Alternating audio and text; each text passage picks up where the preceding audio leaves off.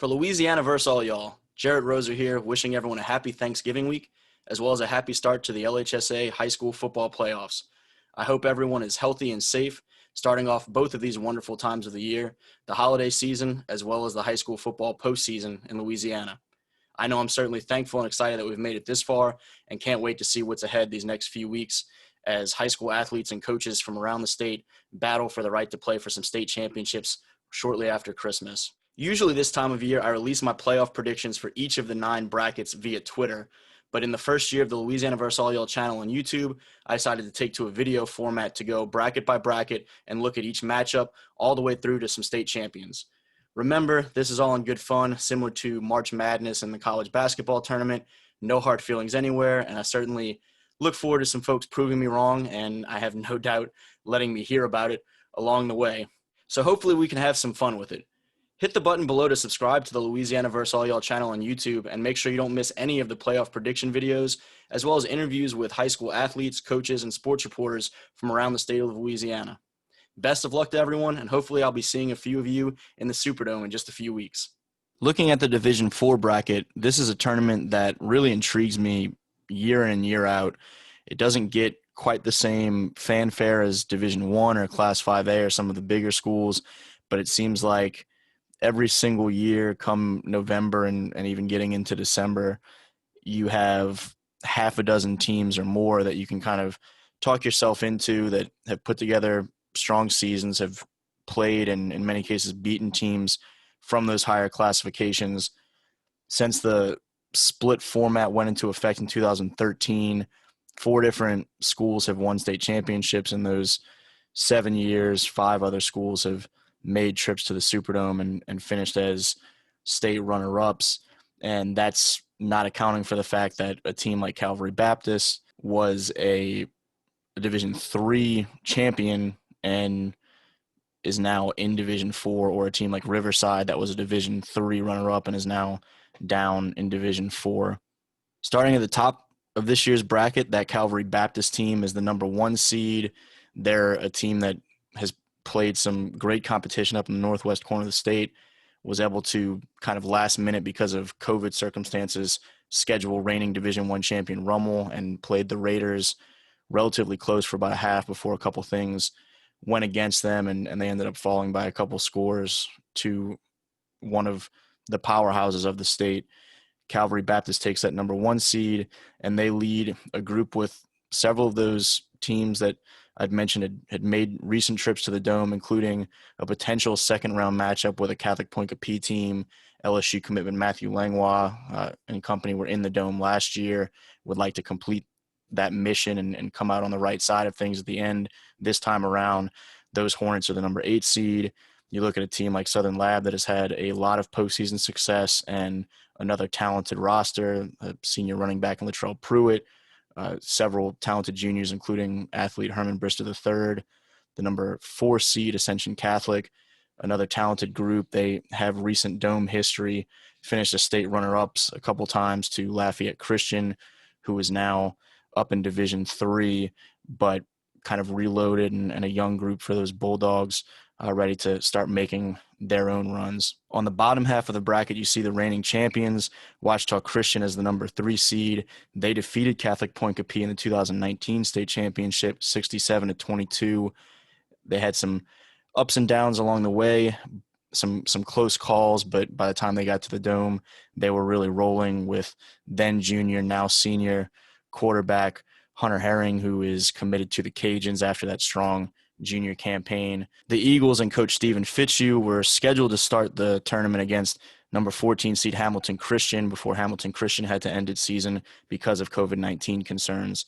A second-round matchup for OCS would be number 11 St. Mary's, another one of those recent state runner-ups, or Metairie Park Country Day, which finished the season with a big victory against Riverside Academy to earn that number 6 seed. Riverside is the number 7 seed. They'll face a number 10 seed in St. Edmund that recently won 5 straight before losing a de facto district title game to Catholic Point Capee, and the 15-2 St. Frederick and Vermilion Catholic, a recent runner-up and a recent state champion, down on the bottom half of that bracket. Starting up top, I like all of those teams that I mentioned. Calvary getting through. They're strong and going to be very difficult to beat this time of year. The junior quarterback, Landry Liddy, waited his turn, and he's been slinging the ball all over the place all year, regardless of who they're playing, including in that Rummel game. They're playing with a lot of confidence. He and his weapons around him. Joseph Wilson, probably one of the more underrated senior athletes in the state of Louisiana this year, and another guy, Jordan Wallace, on the other side that Landry's able to distribute the ball to. I have them advancing, facing Catholic Point Capee, Matthew Langlois and company, having to go way up northwest to the Shreveport area. I have Southern Lab and Ascension Catholic, who have had some great regular season and postseason battles in recent years, matching up. And I have Calvary and Ascension Catholic advancing to the state semifinals, the two host teams in the quarterfinals. Calvary getting the benefit of Catholic Point Capee, the 2019 runner-ups, having to take the long trip up to the Shreveport area, and Southern Lab, not quite as long of a trip down to Donaldsonville, but Benny Say and company, those young Bulldogs, as I mentioned, being able to pull off a victory against a talented Southern Lab team and advance to the semifinals. Back down on the bottom half, OCS, similarly to Calvary, is as much as I like 8 teams in this year's bracket, OCS and Calvary are the two that look to be a little bit of a head above the rest. OCS enters the playoffs fresh off of a victory against a 5A school in Denham Springs that they made the long trip down from the north side of Monroe to Livingston Parish to get the season-ending victory against and claim that number 3 seed. I have them facing Country Day, Dylan Simmons and company in that quarterfinal matchup, and Riverside and Vermilion Catholic advancing to the quarters as the bottommost segment of the bracket. I think that's a very interesting portion of this bracket. Riverside has been a little bit banged up. Their star athlete, senior Gage Larvidan, a little bit of an injury. He's been nursing some since the Newman game a few weeks back.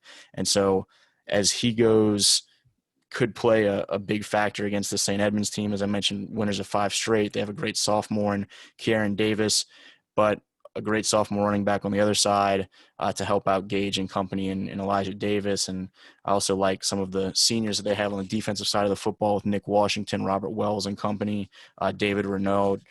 And I have those Rebels advancing to face Vermilion Catholic, who I think could get a bit of a scare from the 15 seed. St. Frederick has played a tough district schedule and had some up and downs record-wise, but tough team year in, year out with Andy Robinson at the helm up there. And getting to the semifinals, I have OCS and Vermilion Catholic, a couple of recent state champions, advancing to the penultimate round in the bottom half of the Division IV bracket. In the state championship game, those two schools, top-seeded Calvary Baptist and one of the top junior quarterbacks in the state in Landry Liddy versus the reigning champions, OCS, the number 3 seed in this year's bracket, a case for the top quarterback in the senior class in Hunter Herring. And I think this could be one of the more fun matchups of the entire weekend if we end up seeing the Cavaliers and Eagles reach the state championship game. But ultimately, I give the edge to OCS, having been there just a year ago, maybe a learning experience for Liddy and Jordan Wallace and some of those guys coming down from Shreveport, assuming this game is in the Dome, barring any announcements in the next few days. I see OCS repeating, Hunter Herring going out on top. For all the success he had last season, put in a lot of work this offseason, and OCS has just been rolling along, other than a hiccup against a fantastic Oak Grove team that if you watch the Class 1A video, I also have repeating as the Class 1A state champions. Let me know in the comments where you disagree, and make sure to hit that subscribe button to subscribe to the Louisiana vs. All Y'all channel on YouTube and not miss any of the playoff prediction videos or interviews with high school or college coaches, athletes, and sports reporters. And don't forget to mask up as we head out to these high school football games over the next month or so and make sure that we can get to the state championships. For Louisiana vs. All Y'all, Jarrett Roser. Thanks for watching.